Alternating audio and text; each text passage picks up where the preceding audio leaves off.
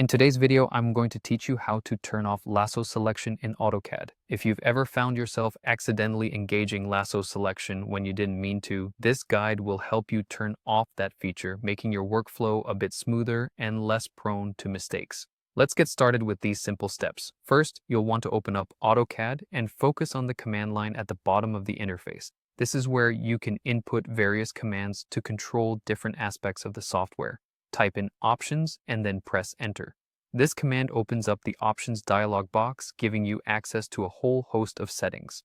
Once you're in the Options window, direct your attention to the Selection tab. This is where you can manage how selection tools behave in AutoCAD, which is crucial if you want to fine-tune how you interact with your drawings.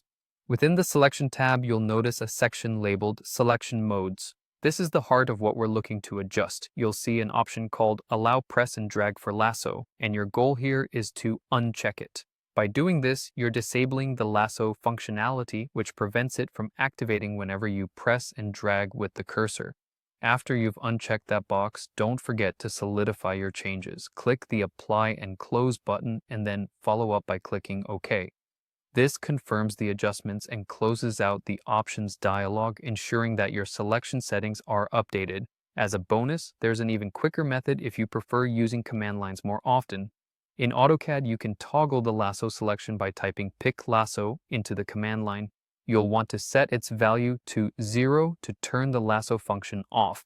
It's a handy tip for quickly switching the feature on or off, using 1 to activate and 0 to deactivate. And there you have it. By following these steps, you have successfully turned off the lasso selection in AutoCAD. Whether you choose to adjust it through the Options menu or use the Pick Lasso command, you now have the knowledge to control this feature based on your needs. I hope you found this tutorial helpful. With these tips, navigating and editing your designs should be more straightforward, allowing you to work more efficiently without the occasional frustration of unintended lasso selections.